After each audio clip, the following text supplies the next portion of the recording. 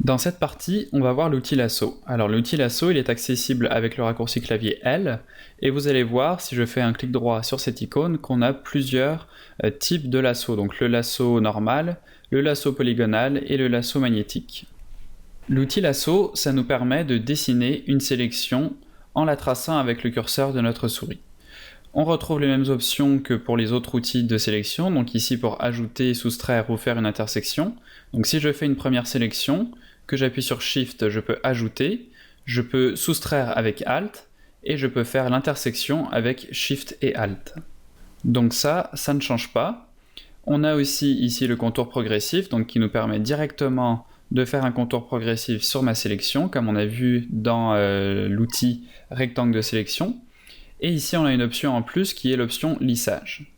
Si je garde cette option cochée et que je fais une sélection, je vais la remplir avec l'outil pot de peinture, et là vous voyez que si j'enlève ma sélection, donc pour ne pas avoir le petit contour surligné ici, donc avec CTRL D, j'enlève ma sélection, vous voyez que les pixels ici sont lissés, donc on ne passe pas directement du noir au blanc, mais on a un dégradé qui se fait. Donc si je désactive cette option de lissage et que je refais une sélection, je la remplis avec l'outil pot de peinture, et là vous voyez que cette fois-ci je n'ai aucun dégradé qui se fait, aucun lissage, on passe directement du noir au blanc. Alors quand je dessine une sélection ici, je ne suis pas obligé de revenir au point de départ pour fermer ma sélection. Je peux tout simplement avoir ma forme ouverte comme ça, et si je relâche le curseur, la forme va se fermer automatiquement en ligne droite.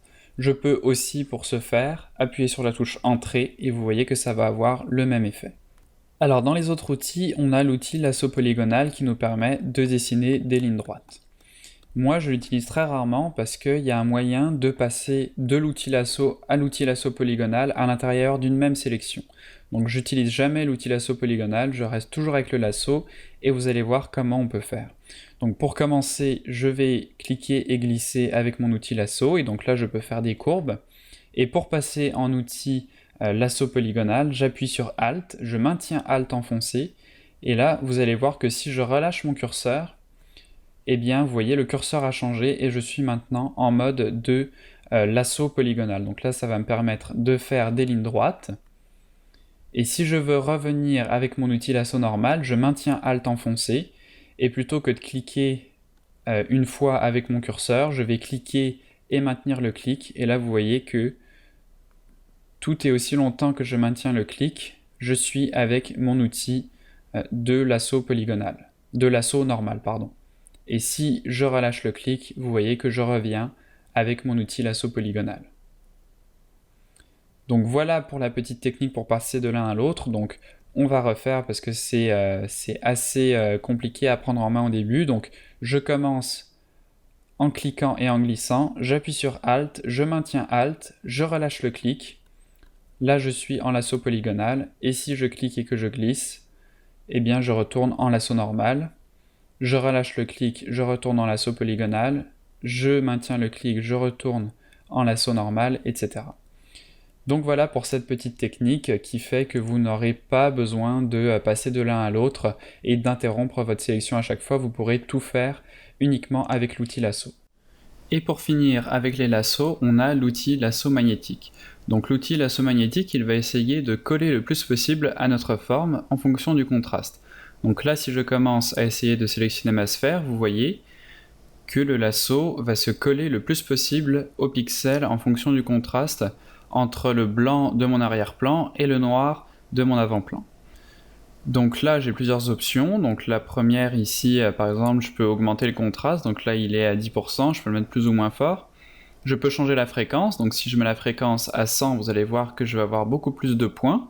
Donc là vous voyez que ça devient de ce fait plus précis. Je peux appuyer sur Entrée pour terminer ma sélection comme on l'a vu.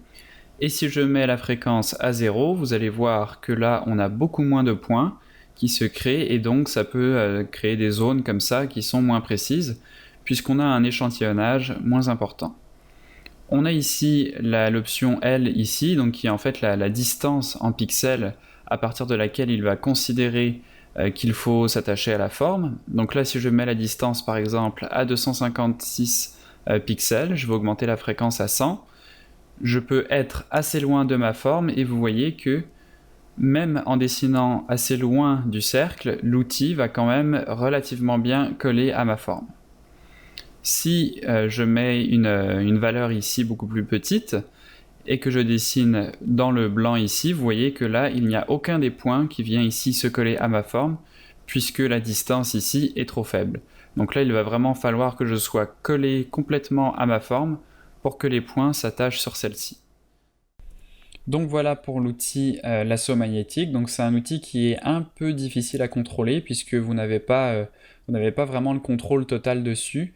Il y a une part un peu d'aléatoire qui fait qu'il n'est pas forcément très utilisé, mais dans certains cas ça peut être un bon outil pour compléter certaines parties d'une sélection. Donc voilà pour les 3 outils de lasso de Photoshop.